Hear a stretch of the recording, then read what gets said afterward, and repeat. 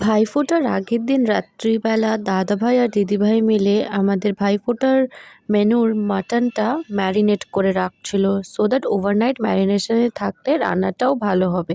আর পরের দিন দিদিভাই নিজের হেল্পারকে ডেকে নিয়েছিল হেল্প করে দেওয়ার জন্য, কুকিং রিলেটেড সব কিছুর জন্য। তো এখানে ভালো করে ওরা ম্যারিনেট করে নিয়েছিল। আর মাঝখানে আমরা কিন্তু পিৎজা সব কিছু অর্ডার করেছিলাম। পিৎজা, তারপর পেপার চিকেন ফ্রাই এইসব অর্ডার করেছিলাম। সারা রাত আমরা বোনেরা মিলে গল্প করেই আমরা সবাই সেম টাইপের নাইটি পরে কিছু রিলস বানাই, সেটাও তোমরা অলরেডি দেখে নিয়েছো, চ্যানেলে আপলোড করে দিয়েছিলাম।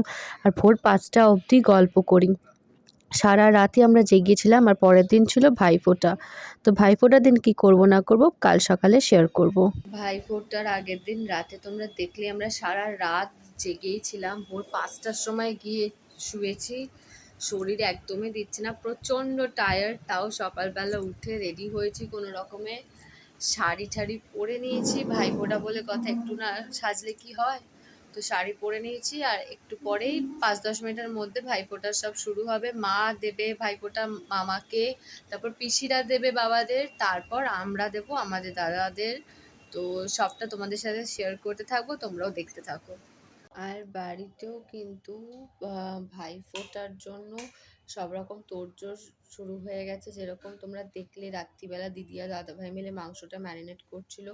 তো আজকে আমাদের যে কাজের পিসিটা আছে আমার দিদি, তো উনি এসে রান্নাবান্নাও অলরেডি স্টার্ট করে দিয়েছে। আমি একটু পরে নিচে গিয়ে দেখিয়ে দেবো, আর মেনুটা কী আছে সেটাও শেয়ার করে দেবো। এই যে আমার মামার মিষ্টির প্লেট মা রেডি করে দিয়েছে। এখানে সকাল থেকে সবজি কাটাকাটিও শুরু হয়ে গেছিলো। আর আমার দিদিভাইয়ের যে হেল্পার, সেও এসে গেছিলো। উনি এসে রান্না স্টার্ট করে দিয়েছিল। ভাতের ফ্রাইড রাইসের রাইসটা সবার ফার্স্ট করে নিয়েছিল। আর তারপর মাটন যেহেতু আমরা ম্যারিনেট করে রেখেই দিয়েছিলাম, তো মাটনটা একদম নরমই হয়ে গেছিলো। তো উনি মাটনটাও বসিয়ে দিয়েছিল। আর এদিকে সব রকম প্রিপারেশন কিন্তু শুরু হয়ে গেছে।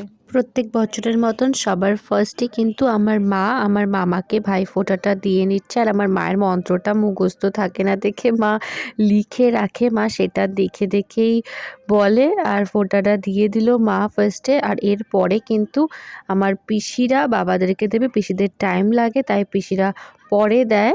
তো সেই জন্য আমার মা আগে মামাকে দিয়ে নিচ্ছে। আর আমাদের ৩ বার দিতে হয়, একটা কাজলের ফোঁটা, একটা ঘিয়ের ফোঁটা, আর একটা হচ্ছে চন্দনের ফোঁটা। ৩টে ফোঁটা দিয়ে ৩ বার মন্ত্রটা বলতে হয়।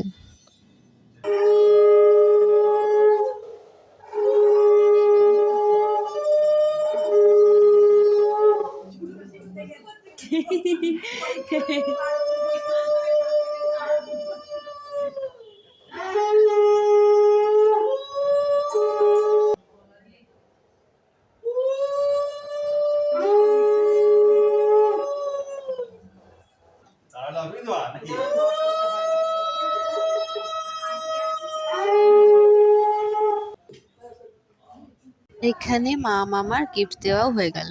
আর পিসিরা যে ফোঁটা দেবে, তাই বাবাদের মিষ্টির প্লেটটাও আমরা সাজিয়ে দিলাম। আর এবার আমার বাবাদের ফোঁটাও স্টার্ট হয়ে গেল। আমার ৪ পিসিরা মিলে বাবা আর জেঠুন মানে আমার কাকাকে ফোঁটা দিয়ে দিচ্ছে। আর আমার ছোট কাকা ফোঁটা নেয় না, তবে লাস্টে আশীর্বাদটা নেবে যখন, তখন বসবে, তখন আবার একসাথে ওদেরকে ধরবো। আর ফোঁটাটা কমপ্লিট হয়ে যাওয়ার পর ৪ দিদি মিলে, দিদি আর বোন মিলে ২ ভাইকে বরণ ডালা দিয়ে আশীর্বাদ করে দিচ্ছে এখন। বাবাদেরটা কমপ্লিট হওয়ার পরে আমার দাদাভাইও বসে যায়। দাদাভাইকে ফার্স্টে দিদিভাই ফোঁটা দেয়, তারপর রূপু দেয়, আর তারপর আমি দেব।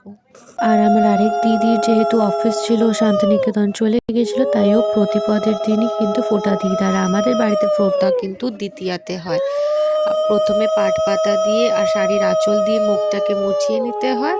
আর তারপরে ঘিয়ের ফোঁটা, চন্দনের ফোঁটা আর কাজলের ফোঁটা দিয়ে মন্ত্র বলে ফোঁটাটা দিতে হয়। ফোঁটা দেওয়ার সময় আমার দাদা কনস্ট্যান্টলি আমার পেছনে লেগে যাচ্ছিল আর ভুলভাল কথাবার্তা বলছিল যে আমি নাকি সুপার ফাস্ট বুলেট ট্রেনের মতন করে ফোঁটা দিই। এই সব নিয়ে ওখানে মজা চলছিল। আর প্রত্যেক বছর কেন আমাদেরকে শুনে শুনে মন্ত্র বলতে হয়, মুখস্থ করতে পারি না, এইসব নিয়ে আর কি ফাজলামি চলছিল। কিন্তু এই করতে করতে আমরা ফোঁটাটা দিয়ে নিই। যেহেতু আমি ছোট সব থেকে, তাই আমি লাস্টে ফোঁটা দিই, আর আমার দিদিরা আগে দিয়ে নেয়। এরপর সেম ভাবে আমার পিসির ছেলেকেও ফোঁটাটা দিয়ে নেব আমরা। আমার এক পিসির ছেলে এই বছর এসেছিল, সবাই আসেনি, সবাই আসলে তো আরো মজা হতো। তো ও আসার পরে আমরা ৩ বোন ওকেও ফোঁটাটা দিয়ে নিলাম। আর এরপর আমরা খেতে বসবো। আমার বাবা আর মামা ফার্স্ট ডে বসে পড়েছে খেতে। ফার্স্ট ব্যাচের কমপ্লিট হওয়ার পর আমরাও দাদাকে নিয়ে খেতে বসে গেছিলাম। ছিল ফ্রাইড রাইস আর মাটন কারি। আর খাবার নিয়ে দাদার তো কোনো কথাই ছিল না, ও খুব হ্যাপি ছিল। আর ও এটা বলছিল কি ও ম্যারিনেট করেছে দেখে মাটনটা খেতে নাকি এত ভালো হয়েছে। আর সারা সকাল উপোস করার কারণে কিন্তু আমাদের সবারই খুব খিদে পেয়ে গেছিল, তাই আর ওয়েট না করতে পেরে খেতে বসেই গেছিলাম আমরা। আর সাথে ছিল চাটনি আর মিষ্টি দই। আর একদম লাস্টে ছিল চকলেট আইসক্রিম, যেটা আমি পুরো গলিয়ে খাচ্ছিলাম কারণ গলার অবস্থা খুবই খারাপ। তো আজকের ব্লগটা আমি এখানেই শেষ করছি। আমার বাড়ির ভাইফোঁটার ব্লগটা যদি তোমাদের দেখতে ভালো লেগে থাকে, then please do like, share and subscribe my channel and don't forget to hit the bell icon to get all the notification whenever I post a new video. আর আমি জলদি আবার আসবো অন্য রকম কন্টেন্ট নিয়ে। আর তোমরা কিরকম ব্লগ দেখতে পছন্দ করো সেটাও আমাকে জানিও। অ্যান্ড টিল দেন সবাই ভালো থাকো, সুস্থ থাকো, be kind, be happy and be positive. Bye bye, good night.